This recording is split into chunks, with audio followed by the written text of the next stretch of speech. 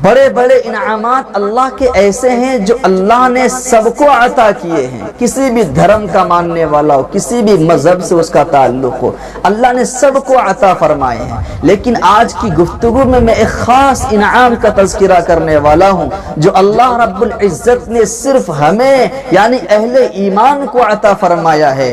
وہ سب سے بڑی نعمت ہے، سب سے بڑا انعام ہے۔ اگر میں آپ سے پوچھوں کہ کیا اللہ رب العزت کی طرف سے دی ہوئی نعمتوں میں آپ کے پاس کون سی نعمت سب سے بڑی ہے؟ کیا آپ کے آباء و اجداد یہ آپ کی سب سے بڑی دولت ہے؟ کیا آپ کی اولاد آپ کی سب سے بڑی دولت ہے؟ کیا آپ کا روپیہ پیسہ خزانہ بینک بیلنس یہ آپ کی سب سے بڑی نعمت ہے؟ کیا آپ کا مال و زر یہ آپ کی سب سے بڑی دولت ہے؟ اگر میں سوال کروں انسان سے تو ہر انسان یہ جواب دے گا کہ جی ہاں، ہماری سب سے بڑی دولت ہمارا خزانہ ہے، ہمارا روپیہ ہے، ہمارا پیسہ ہے، ہماری سب سے بڑی دولت ہمارے بینک بیلنس ہیں، ہماری سب سے بڑی دولت ہماری زمین و جائیداد ہے، ہماری سب سے بڑی دولت ہمارے آل و اولاد ہیں، ہمارے آباء و اجداد ہیں۔ ہر انسان یہی جواب دے گا۔ لیکن اگر میں یہ سوال کروں اہل اسلام سے، اگر میں یہ سوال کروں کسی مسلمان سے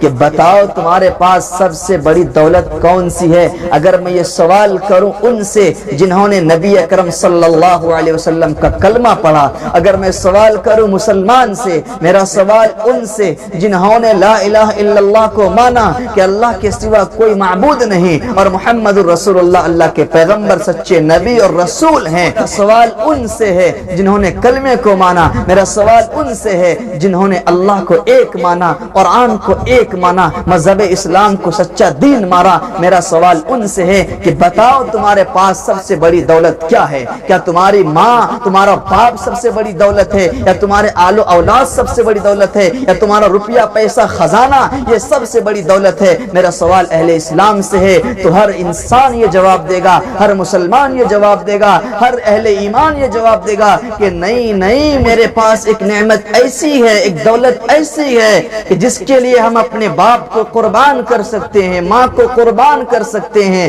صحابہ نے کر کے دکھایا۔ میرے پاس ایک نعمت ایسی ہے جس کے لیے ہم اپنے بچوں کو اولاد کو قربان کر سکتے ہیں، صحابہ نے کر کے دکھایا۔ ایک نعمت میرے پاس ایسی بھی ہے جس کے لیے ہم اپنے گاؤں کو قربان کر سکتے ہیں، رشتہ دار کو، خاندان کو، بستی کو قربان کر سکتے ہیں، اس کے لیے ہم اپنی جان قربان کر سکتے ہیں، جس کے لیے ہم اپنی جانوں کو فدا کر سکتے ہیں۔ صحابہ نے کر کے دکھایا۔ اس نعمت کا نام ہے ایمان، اس دولت کا نام ہے ایمان۔ وہ ایمان کی دولت ہے، وہ نعمت ہے ایمان کی۔ میرے کہنے سے نہیں، آپ خود فیصلہ کریں کہ اللہ کی عطا کی ہوئی چیزوں میں سب سے بہترین چیز آپ کے پاس کیا ہے۔ آپ کا ضمیر خود کہے گا کہ وہ چیز، وہ نعمت ایمان کی دولت ہے، وہ چیز ایمان ہے، وہ چیز ایمان ہے، وہ نعمت ایمان کی دولت ہے جس کے لیے ہم اپنی جانیں فدا کر سکتے ہیں، قربان کر سکتے ہیں، جس کے لیے ہم اپنے سب کچھ کو لٹا سکتے ہیں، لیکن کسی قیمت میں ایمان کا سودا نہیں کر سکتے ہیں۔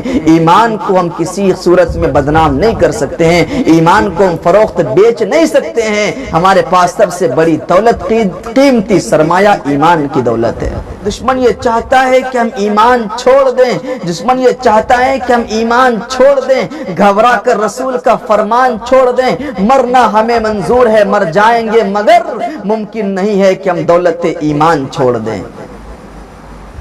یہ ایمان سب سے بڑی نعمت ہے ہمارے اور آپ کے پاس۔ ہماری کامیابی کا مدار ایمان پر ہی ہے۔ یہ زمین و جائیداد دولت پر ہماری کامیابی کا مدار نہیں ہے، ہماری کامیابی کا مدار صرف اور صرف ایمان پر ہے۔